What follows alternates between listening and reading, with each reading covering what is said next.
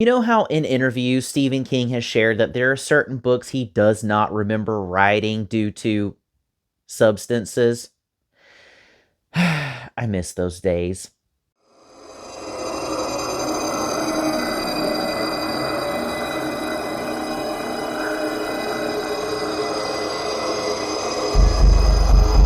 Of course, I'm kidding. But the books from that era were classics. I know we throw around the words iconic and legendary and epic these days, but the word epic perfectly describes so many of the books from the Stephen King golden age. They were epic in scope, in their breadth, in their depth. We were introduced to massive casts of characters and somehow managed to keep them all straight in our heads and care about each and every one. Yes, some of those books may have meandered. I know Mr. King gets a lot of flack for the midsections of his books, sometimes flailing toward the end, but they were entertaining first and foremost. I'm not sure, but I feel like today's video is going to get me into a bit of trouble because reviews online make me feel like I'm losing my mind. In this video, we're going to talk about Fairy Tail. Look at how beautiful that cover is. It's so textured. I was really excited to read something that was hailed as a book that was totally different for Stephen King. I enjoy his forays into fantasy for the most part, and I really wanted to love this book, but I didn't. As I've said in several of my videos, I don't like being negative, especially for the sake of being negative. I know that gets a lot of clicks, but it's not my style typically. I like to focus on the positives. To reiterate, I am no one. Stephen King is up here. I am not even a factor on the radar in comparison. I've also shared that fantasy is relatively new for me. I have sort of dabbled. I enjoy dark fantasy. I enjoy the horror and thriller side of things, the action and the adventure. But I do want to put that out there again, as I have in past videos, that fantasy is not my number one go-to genre typically. And so that may also color my review a bit.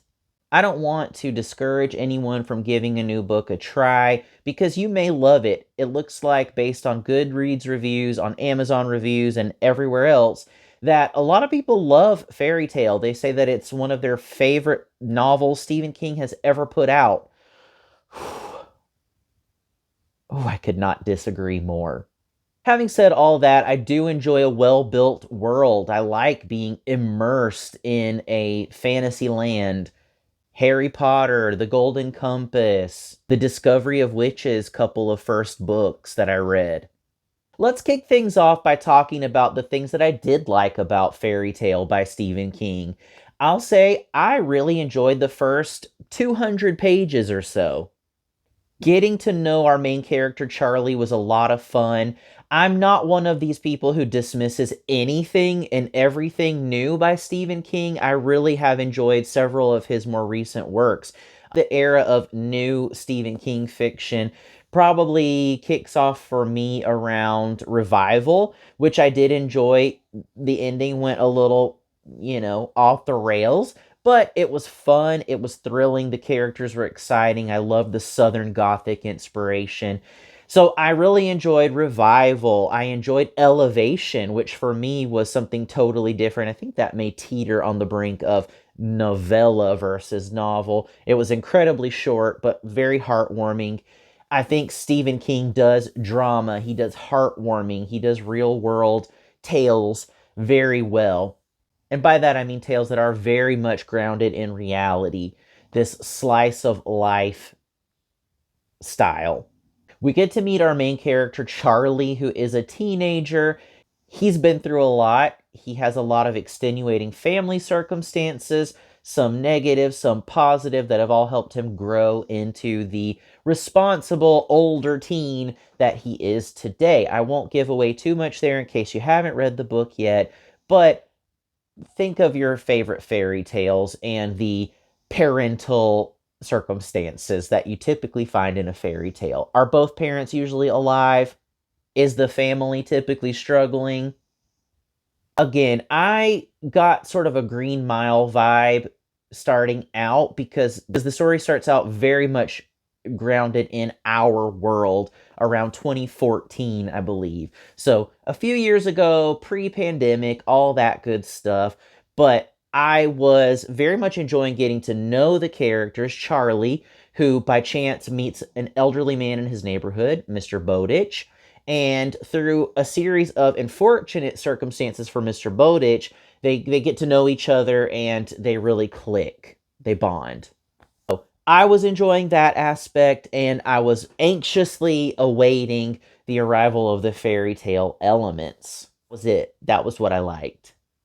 As I mentioned a moment ago, I have really genuinely enjoyed some of Stephen King's newer work. I don't dismiss it. I really like The Outsider. I hated The Institute with a burning passion. I did not think that it was going to be possible for me to dislike a Stephen King novel more than The Institute. And around the midway point of Fairy Tale, I realized that it was, in fact, possible and it was, in fact, a reality for me. The characters who I loved initially really soured on me fast. I think the characterization that irked me was really exacerbated by the fact that this novel was written in first person. That can be done really well. I've really enjoyed some thrillers that are written in first person, especially when there's an unreliable narrator. However, Charlie is not an unreliable narrator. He tells us way too much. The mundane details of his day, of his life. Then I went to the kitchen. Then I prepared a bowl for Mr. Bowditch's dog Radar. Then I went back to my house. Then I found my backpack. It was TMI after a point. Those first 200 pages, I actually enjoyed getting into some more of the day-to-day details. And I understand why Stephen King went that route to build our understanding of the characters and really ground us in reality. Then, when the story goes into pure fantasy 100%, I think that contrast is even greater. But it just got to be way too much. And some of Stephen King's other longer works, that midsection starts to feel pretty bloated. I do think the characters here would have been more believable if this story had been set between the 50s to the 70s, the 1950s to the 1970s. As in so many of Stephen King's other more modern works, he is not in touch with the youth of today. And he does a lot. He goes out of his way to explain why Charlie comes across as an old soul. You know, he explains that Charlie watched a lot of Turner Classic Movies growing up with his dad. He watched YouTube highlights of older generation basketball stars, things of that nature, but it just doesn't ring true. For a Stephen King constant reader, like some of us, it comes across as him sort of explaining away the fact that he's not 100% in touch with the main character and how they should act based on their generation and things on in the world at that time. You know, even an old soul is not going to refer to things as being mondo cool. I don't know that that's ever really been a thing. Charlie also throws around phrases like awesome sauce, which, if you are an old soul, you watch Turner Classic Movies, I could see Charlie maybe saying something as the cat's pajamas over awesome sauce or mondo cool. Mr. King also does this thing. I've noticed this was especially egregious in The Institute, where I think he thinks that younger generations abbreviate everything, which was a thing, a very specific thing that happened. Let's reminisce. Probably around 2010, I do remember people were saying things like obs or adorbs.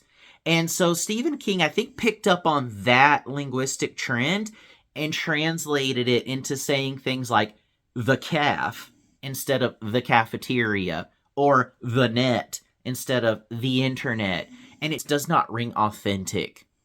It comes across like that one meme about hello there, fellow kids. You know what I mean? So I just think Stephen King probably should set his stories in a time that feels more nostalgic, that rings true. It's what the fans like. We actually enjoy when he sets stories in yesteryear. In addition to the characterization of young people that rub me the wrong way, we also have the characterization of black people. Now, Stephen King has been very open, very transparent in recent years about how he has written black characters as potentially two-dimensional, and that it was not intentional, that he is not racist, and I'm not saying that he's racist, but it seems like he's still up to his old tricks in terms of characterizing black people. This is not something that comes up until a little over halfway through the book, probably, when Charlie enters into Fairyland, and he goes there with Mr. Bowditch's dog, Radar. I don't think I'm ruining anything right now. I guess I'll put a spoiler alert up there just in case. Minor, soft spoilers, but nothing you couldn't have probably seen coming. Anyway, Charlie meets some minor black characters, and it just really rubs me the wrong way when Stephen King tries to imitate African American vernacular. It's kind of cringe, as the kids say. I won't go much deeper than that. There is no magical Negro trope here. I'm going to link actually to a great YouTube video that I recently found on the magical Negro trope throughout Stephen King's work. That's not present here. I think he has learned to tone down a bit of some of the characterization. You know, it's why I had to take a break actually from the Dark Tower books, because it was so distracting. And it's not that bad here, but I did want to mention it, that it's frustrating. It's frustrating. Of course, we also have stock characters with quirky names. This is something that bothers me in the fantasy genre as a whole, because I actually saw a meme not long ago that said something like, I just want a fantasy novel where two characters named Gene and Bert go to Tulsa and have a fantastic adventure, right? I don't understand why all of the names have to be familiar but subverted, if that makes sense. I think there's a character named Kellen, which is fine. But what bothers me the most, I think, is when people in the fantasy land, the fairy land, meet Charlie, they talk about how exotic his name is, and, ooh, where are you from? I've never heard Charlie before. But there are still people with names like Aaron. So, what is it? There are so many of these stock background characters once we reach the fantasy fairyland. Like I said earlier, I can get through a novel like The Stand, like It. I can have a mental map, a family tree, if you will, of characters in my head and sort of keep track and tabs on who is who. Here, I just did not care. I was inundated after really building that bond with my main character, with Radar the dog, and even with Mr. Bowditch himself, that I just didn't care when I was flooded with these random quirky characters with names like Kellen. I just didn't care. It was too much. And I think it was too late in the game, because we get to know this certain cast of characters, and then boom, Fairyland, boom, boom, boom, boom, boom. Too much. And too late in the game. I was invested with the people I had met when we were grounded in the real world. I wanted to get back to them, and I thought maybe eventually we would. We kind of did, but it was a little too late. The fantasy world itself. You know, the book is called Fairy Tale. And I think I had a problem with just the title, the same way that I had a problem with Ghost Story by Peter Straub. In its own right, yes, maybe it could be an interesting and intriguing work of fiction. However, if you are going to call your book Ghost Story, it better be pretty dang definitive. I need a ghost. Likewise, if you are going to call your book Fairy Tale, I need a fairy tale, not just incessant references to other fairy tales, and not even fairy tales, but works of fantasy, grimdark. I need it to be a fairy tale in its own right. Unfortunately, there were so many references to other works of fantasy that it was almost distracting, because Charlie, in first person, as someone who's grounded in our world, makes a lot of observations. For example, he briefly describes the skyline of the fairy tale city, and says things like, "It was just like in The Wizard of Oz."